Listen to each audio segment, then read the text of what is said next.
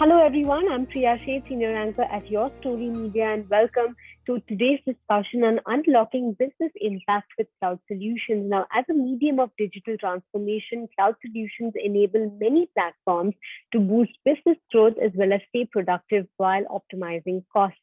Now, according to a Gartner survey, the quantum of IT spending allocated for cloud solutions is likely to go up over the next few years. In fact, the survey claims that the cloud is likely to make up about 14.2% of the total global enterprise IT spending market in 2024, which is up from 9.1% in 2020. And as the pandemic continues to pose new hurdles for India's startup ecosystem, these enterprises have their work cut out for them. And at the same time, cloud computing can make their journey easier with enhanced speed, security, as well as scalability. Now, however, as technologies evolve, more opportunities are popping up for startups. And to help us decode some of these questions and know more about what the future holds for the cloud adoption in digital services, we have with us Anil Sharma, a distinguished engineer at Intuit India. Now, Anil is an alumnus of Bitpilani and has over 20 years of experience of working in the IT industry at Intuit India. He leads the teams that work on the architecture for the globalization of the QuickBooks online technology stack. So welcome, Anil, and thanks for joining us today. Our second panelist is Abhilash Edakadampil, who is the CTO of PayEx. Abhilash comes with over 15 years of experience in technology and entrepreneurship and has architected multiple turnkey BFSI projects and products, and alumnus of the Carnegie Mellon University. He has been associated with companies like Deloitte and Amtrak in the past. So welcome, Abhilash, and thanks, gentlemen, for joining us on this panel today. I want to begin by asking you, Anil, about suddenly the whole cloud ecosystem has really, taken a huge turn, and we've seen a lot of businesses get really, attached and associated with the entire cloud ecosystem. So tell us a little bit about how these platforms boost long-term growth for businesses. Hi Priya, hi Abhilash. First of all, pleasure to be part of this discussion. Thank you for having me. As for the cloud solution boosting the long-term aspect of the business, we at Intuit has actually gone through this journey. We have been one of the first few to adopt cloud, and it was a long journey that we have seen. We have seen many benefits coming out of it. As you mentioned, agility is probably the Uber theme that the cloud helps with, and agility in probably all aspects of the business. Some of the very specific area where we see cloud solutions, cloud providers helping all the businesses. One of the top one is the scalability. This is something wherein businesses, as they grow, they are able to scale their operations, scale their technology with ease without having to invest too much. And this is actually becomes very relevant for companies who are in a cyclic kind of business. For example, Intuit, one part of Intuit is about tax related solutions that we provide, which on a few months in a year sees very high scale, very high customer kind of using our offerings. So it becomes easy for us to scale at those months in a year versus when the customer base is kind of normal and they're using other offerings, right? Other part which you most commonly will hear is also the cost. Because of the paper model that cloud solutions normally have, it becomes very easy to manage the cost that you have. You are not keeping the resources, you're not building something and keeping it for the worst case scenarios that you would have, but you only use it when you need it. So that has a lot of cost saving for it. Third aspect, which is very important is operational efficiencies. Many of the cloud solutions now have moved away from just providing infrastructure in terms of compute or in terms of the data and the storage. There are services that are provided by cloud solutions, right? And so that means it becomes very easy for you to kind of offload all those operational aspects about those onto the cloud solutions, right? But if you see on top of all of it, if I have to say something that what does it enable, I think from our experience, what we have seen, it enables the innovation and the growth. We normally believe there are some areas which are core to you. These are the ones on which you are working on. You want to solve customer problem. That's the core that you want to work on, right? And then there is a context to it, which you have to do because you want to have your customer experience your software with ease or the offerings that you have. These are contexts, but these are still very essential. What cloud solutions have done is actually kind of help you manage that context part of your business, where you can actually offload it to others who are specialists in it, and while you can focus on the context of your business. So that's how I see this helping almost every businesses who moves to cloud. Well, Abhilash, I want to come to you to try to understand what kind of challenges businesses are facing these days when they are shifting processes and workloads to the cloud. So if you could highlight some of the key 2 or 3 challenges according to you. See, one of the challenges that I faced, because we are in the fintech industry, was around data residency. So we have to plan data residency well. We have to demonstrate the evidence of data residency. Me having a data center in US is as an evidence, but me offshoring to AWS guaranteeing that this data center is in fact in US is something that my clients need to buy, saying that, yes, we buy what AWS is saying. So there is a whole, from a fintech perspective, from a financial regulatory perspective, there's a whole lot of evidences, which sounds very easy to accept, but may not be easy to accept. So that was one challenge, to gather those evidences. When AWS says that they are SOC2 certified, to get those certification accepted by it. So that was one aspect. Then, of course, we are looking, another challenge that I faced was also from upskilling perspective.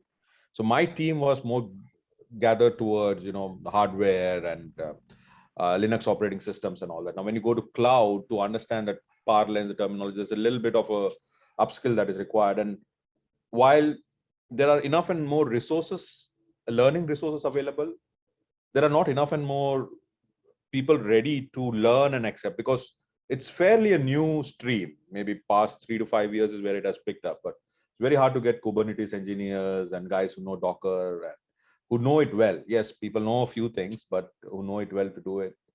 Those were the real challenges that I faced. Right, I want to ask this question to the two of you to understand what is the top advice that you would give a startup that's making a decision on shifting processes to the cloud, or going completely virtual on the cloud. So Anil, I want to begin with you to ask you, maybe if you could highlight 2 top advices to startups out there.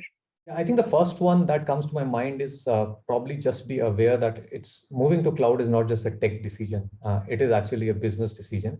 So business has to be fully bought into it, because it changes a lot of things. It changes the way we think of certain aspect, right? That's probably one of the topmost thing, that it has to be, business should be aware of what is the value that's going to get out of it, right? That's one.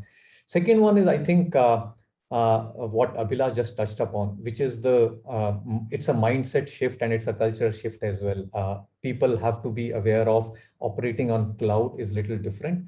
Sometime it translates to your architecture itself being revisited, because the integration and other thing that you have to do is differs. Sometime it also depends on how the developers work, because you finally move your all your developer platform and everything else to cloud, and there is a different skill set and other things that are required.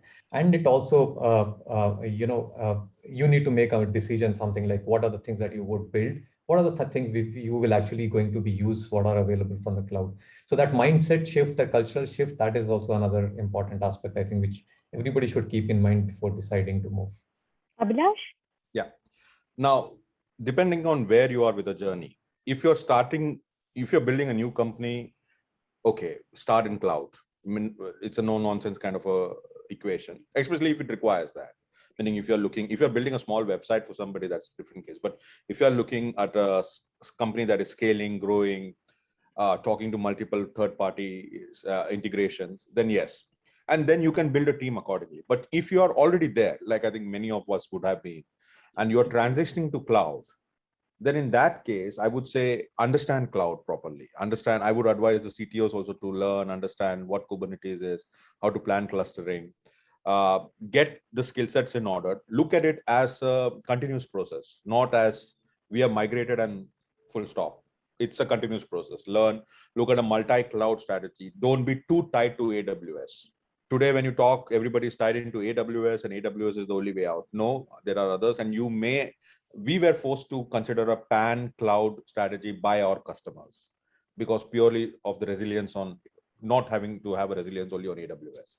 So you need to know that. So top down, get the skill set ready, invest in upskilling. It is not easy to go get resources out there, invest in upskilling and your existing resources. That would be my advice. Right. Anil, I want to talk to you a little bit about how your journey at Intuit India has been in terms of how cloud solutions have aided business growth. So, do you see a direct correlation out there? And if yes, then if you could highlight some of the key milestones in that journey.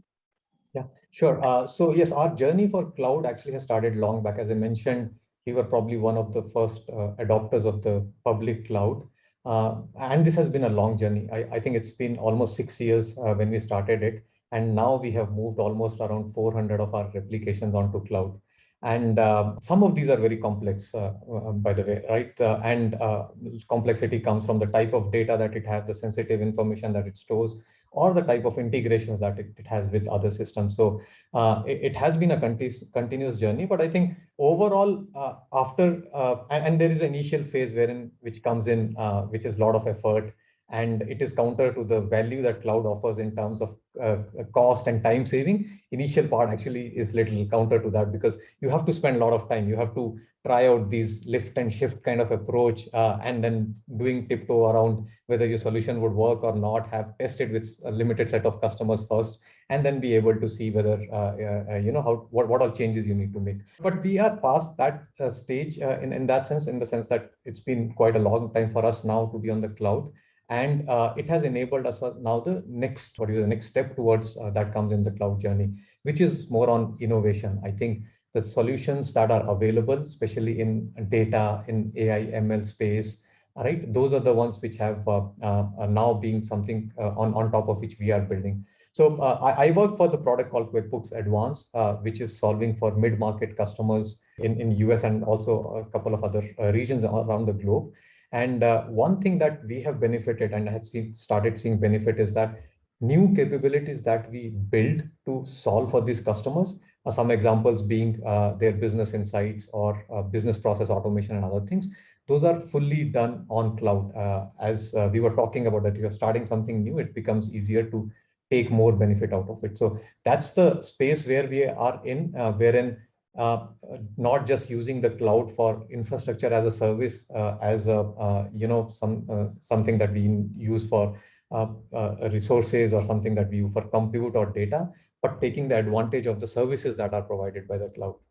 Right. Abhilash, I want to bring you in out here to understand the challenges faced on the cybersecurity front, considering that there is a lot of sensitive information out there that will be uploaded on clouds by companies. So one is, how do you protect that kind of data? And secondly, is what kind of challenges do you see in the security space when you look at cybersecurity at large? And Anil, I'm going to ask you the same question after Abhilash answers. Yeah. We are in the fintech space. Anil is, of course, also in the same space. But my company, Global PayEx, is in the middle of transactions. So we are automating account receivable, account payable transactions. So invoice payment, reconciliation. We are dealing with PCI data. We are dealing with sensitive information.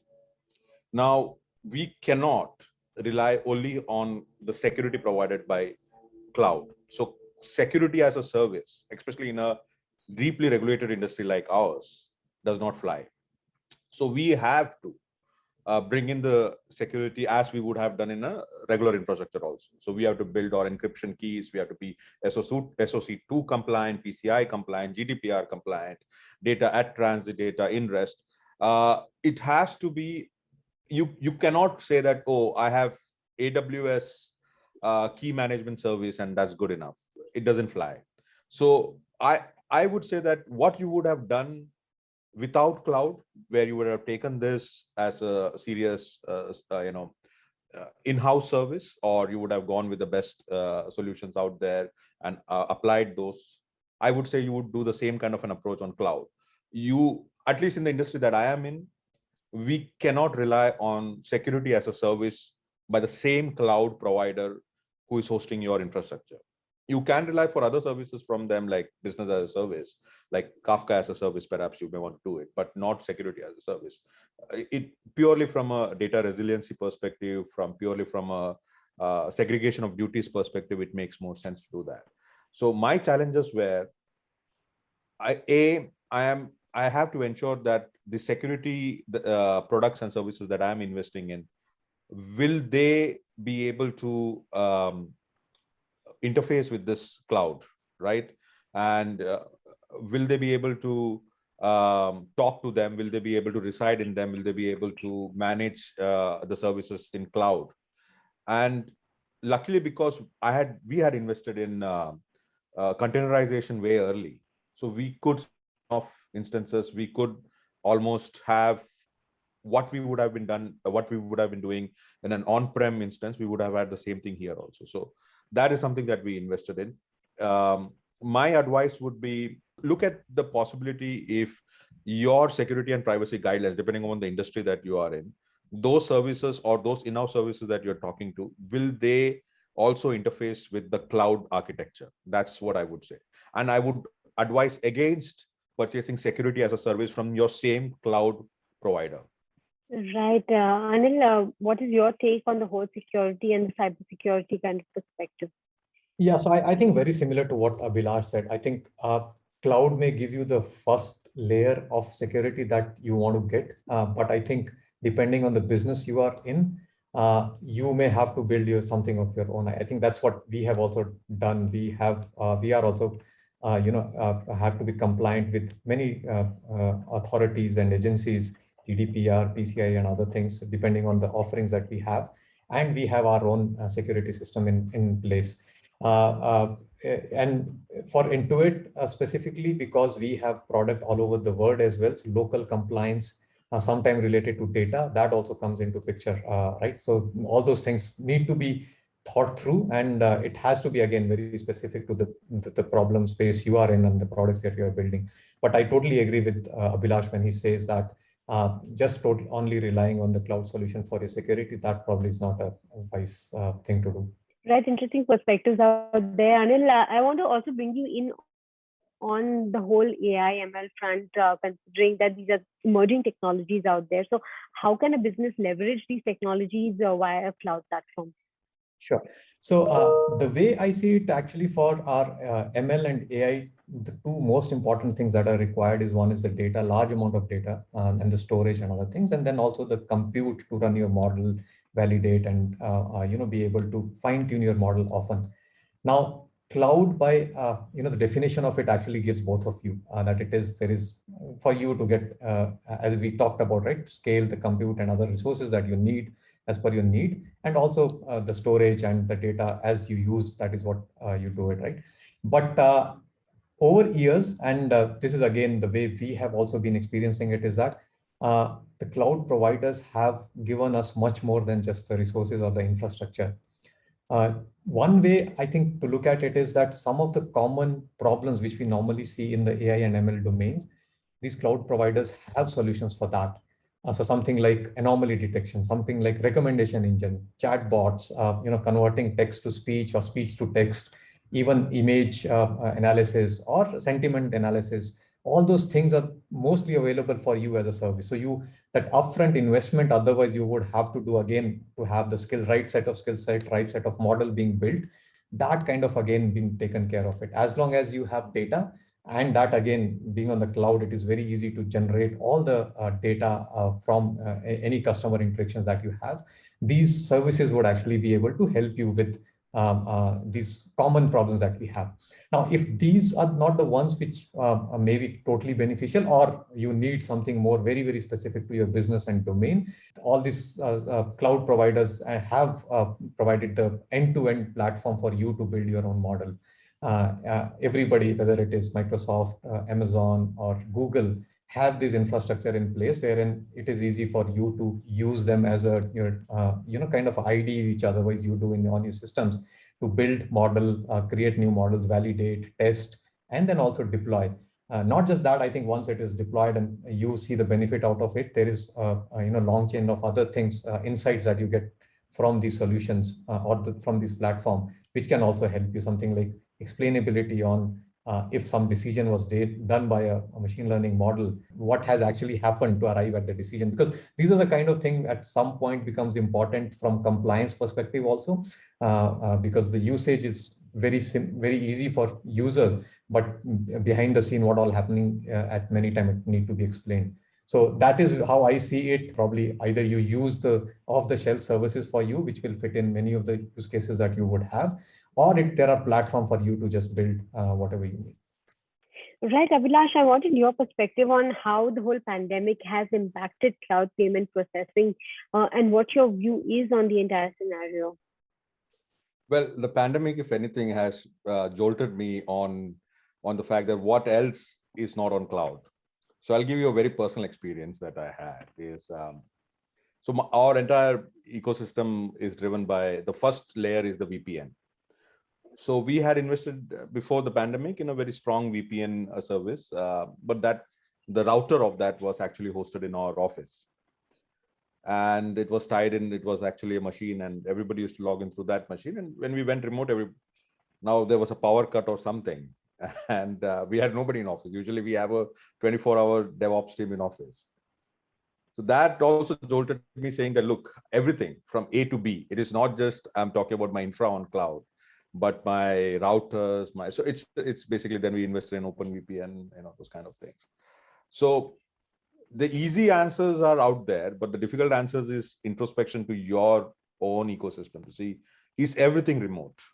Is everything remote from perspective of whether, how do you access VPN from the time you provision laptops to, do you have images out there? Do you have, your core will be on cloud. I mean, almost all the big guys would have your CI/CD, everything on cloud, but everybody would have some sort of a hardware dependency. I mean, especially when we were there in the offices, it's a very easy way to, whitelist a certain network and then go from there. That's a very easy security frontier that we all go for. But my personal experience has been that COVID, if anything, has pushed us towards it. It has become, unfortunately, the biggest enabler for end-to-end virtualization, end-to-end remote access. I won't say cloud, but end-to-end remote, which in the aftermath of COVID would be seen as a good thing. That's the way I see it. It has been an unfortunate push, but it has all, it's woke me up at least. Right, I'm going to come to closing comments from the two of you. To begin with, Anil, I want to ask you a little bit about what the future of cloud holds, and what kind of, down the line, what kind of changes do you see in business processes out there, or any incremental features that you'd expect that will change the future of work via cloud? Yeah, so we at Intuit actually have identified almost 5 key trends that we see. And in fact, in Intuit, we are heavily invested on that. And it's not just in the space of cloud digital, but also touches upon the small and mid-market businesses, the space in which we work on it. So first one of that is actually, we anticipate that the user experience will get reinvented because of the AI and ML space. That is one area. By what I mean by that is basically availability of the data in the near real time, and these AI ML solutions that we have to understand the intent of the data. This is what would actually be kind of driving the experience that people get. People would be looking for getting the value out of any offering they are signing up for as soon as possible, and this is the shift that would happen in there. Right. Second one is the virtual experiences. And this is not just for the deliveries that we have, but even the things which were traditionally done in person, those are also going to be virtual. In fact, I think this discussion we would have done it in office or somewhere else, wherein had been in had it not been the pandemic time. But all these things are moving to the virtual experiences, and that's where another area where Intuit is investing, building this virtual expert platform, which combines the experiences that you have, digital experience as well as the in-person experience, right? Third is the digital money. I think that we have seen already that it is something moving with a very fast pace, especially in India. The growth has been even more phenomenal, but that is what would happen globally as well, that people looking for offerings which are on the cloud, and more of a transaction which is based on the digital money versus the other, right? Fourth one is around online and omni-channel. This is specific to the small business space where we cater to, wherein more and more businesses trying out these omni-channel sales channels for their businesses. and that adoption has also increased again in last few months itself. And the fifth one is that the mid-market, the businesses which are little larger in size, they are adopting cloud more openly than it was earlier. And then that is one of the space where we again work on, as I mentioned, QuickBooks Advanced is solving for mid-market customers. So that's another trend which we are seeing, that people moving to more adoption of the cloud solutions. So this is something in which Intuit is heavily investing in. We were thinking it would be few years when it becomes very normal for all these trends to be people experiencing. But last 18 months itself, kind of has stepped up almost five. We have moved almost 5+ years if you look at in last 18 months with respect to adoption of these trends. All right, Abhilash, I'm coming to you for a final question in terms of how you can bring global best practices in cloud computing to the Indian context, and what are the best practices that service providers in India can really adopt as far as the entire cloud ecosystem is concerned. Right. The global best practices that I would say for any CTO and for service providers are the following. One is that invest in virtualization early, meaning when you're talking about cloud as an infrastructure, you can either go and build your server, take an P2 or any of these equations and build your server on that, or you can build a container within Docker and install it over there. So I would say invest in containerization up early. Do that hard work up early. Those would help you as you scale infinitely. Signing to the reactive manifesto which is out there, which is you can allow resilience scaling up there. Do not be too tied in to your cloud service provider. You definitely have infrastructure as a service. Look at possibly a pan cloud strategy. Is it possible for you? At least it should be technically possible for you to host, say, your application services in AWS and your data services in Azure.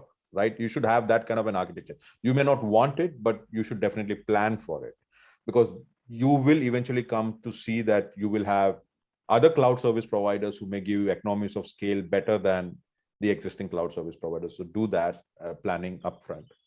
Then invest heavily in APIs. If you're looking into exchanging still data over files or any of those things, try to change those things. I know there are multiple parties involved in this, but try to go into APIs, look at API, native API first kind of a strategy.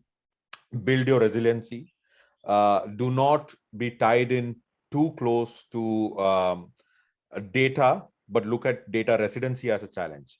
Almost from a fintech industry at least, almost every country is planning their geo-perimeters for financial data. So you will have to take data residency. That means if I'm taking EU data should probably reside only in EU. It should never cross that parameter. So take those things into account, plan your architecture accordingly. The bare bones fundamentals is still architecture. As long as your architecture is planned well, cloud is an enabler. So plan your architecture well. That's what I would say. Right. On that note, gentlemen, thank you very much for joining us on this very insightful conversation. I'm sure the audience listening to us really has a lot of takeaways on the whole cloud business and what the future holds for business is in cloud adoption. Thank you very much for joining us, and thank you so much for your time.